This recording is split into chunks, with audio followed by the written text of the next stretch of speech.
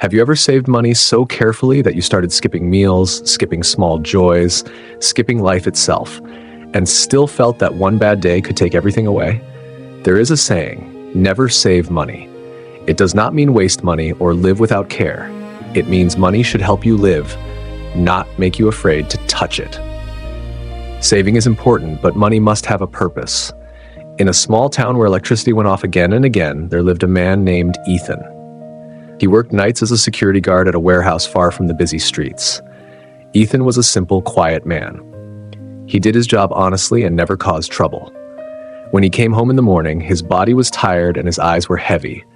At night, instead of sleeping, he often lay awake thinking about bills, power cuts, and the future. Life was not easy in that town. When the power went out, food spoiled quickly, phones died, candles cost money, and even simple things became hard. One evening, the power went off while Ethan was eating dinner with his wife Mia and their young son Leo. Leo was showing his schoolwork, but the room suddenly became dark. Mia lit a small candle and sighed softly, not angry, just tired. Leo looked at the weak light and asked how he could study like this. That moment stayed in Ethan's heart. That night, he decided to save money to buy a generator. People in town said a generator was safety, that once you had one, life became easy. Ethan believed this strongly. He took an old envelope, wrote the word generator on it, and hid it in a drawer under his clothes. Every week, he carefully put money inside. To save more, he stopped buying small things that brought comfort.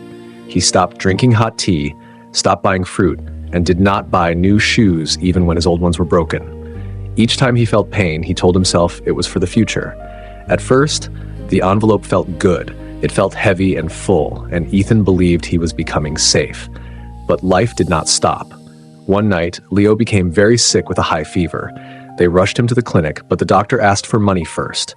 Ethan opened the drawer with shaking hands and took money from the envelope. In minutes, the savings became thin. Leo got better, but Ethan felt afraid, not relieved.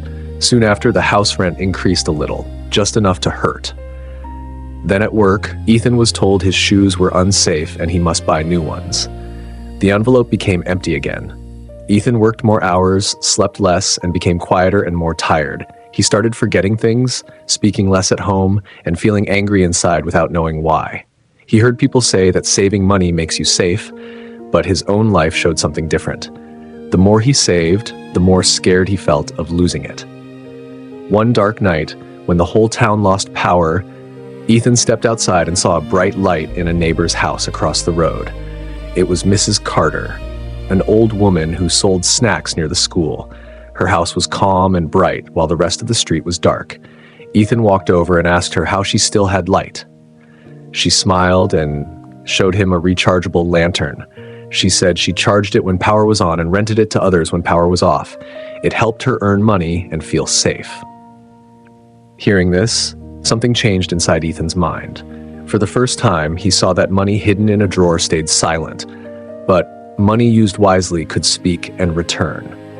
He went home thinking deeply, holding the empty envelope in his hands, feeling that maybe the problem was not how little he earned, but how he used what he had. Ethan sat at the small kitchen table late that night while the rest of the house slept, the candle burning low and trembling with every soft breath of air. For the first time in years, he did not push the thin envelope back into the drawer as if it were something dangerous to touch. He opened it slowly, counted the remaining notes again, and felt no comfort in the numbers, only a tight weight in his chest. Because he knew how quickly those notes could disappear, and how easily fear had taught him to hide instead of live. When Mia woke and asked quietly if he was still saving for the generator, Ethan shook his head, not with confidence, but with honesty, and said something he had never allowed himself to think clearly before. He did not want to save just to feel safe anymore. He wanted to build something that could actually help them live through each day. Mia looked worried because worry had become a permanent guest in their home. But she listened without interrupting, and that listening alone felt like relief. The next morning, with hesitant hands and a racing heart, Ethan used part of the hidden money to buy 2 rechargeable lanterns and a small phone charger. He felt exposed with every step home because spending felt like risk. and risk felt like failure. He made a quiet agreement with a barber nearby to charge the lanterns during the day, helping him close the shop at night in return. Though the deal was small, it felt like movement for the first time in a long while. That week, during another blackout, Ethan walked door to door in the dim streets, his voice low and uncertain, offering light and phone charging for a small fee. Some doors stayed closed, some people looked suspicious, but others agreed, tired of darkness and silence. That first night, he earned only a little, yet it felt different from the money in the envelope, because this money returned with purpose and hope instead of fear. He wrote everything carefully in a notebook, showing Mia each number, each expense, each small gain. For the first time, money was not a secret between them. Week by week, he added another lantern, then a power bank, learning slowly, sometimes painfully, what worked and what did not. Leo began helping too, writing names and times with careful letters, proud to feel useful, proud to feel included. Their home changed in quiet ways that outsiders would never notice.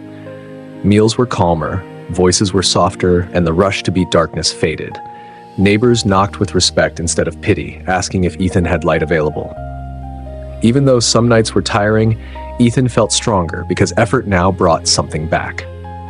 One stormy evening damaged a lantern, and the old fear returned like a familiar shadow.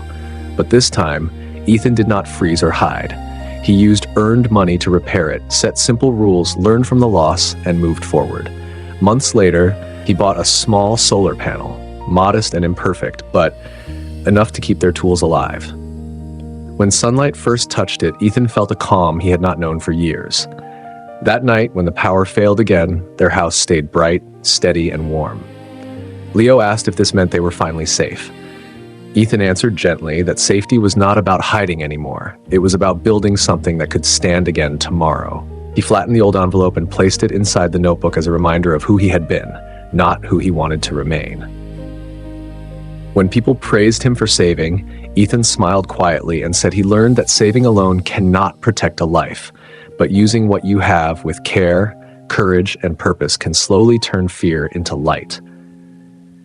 And in that town of blackouts and long nights, he understood that money is not meant to be hidden from life, but guided carefully through it, because life does not wait for perfect plans or full envelopes. It grows through small, brave steps taken even when the darkness is still close. If you found this story helpful, please like and share it so more people can discover it. And don't forget to subscribe to the channel for more meaningful stories.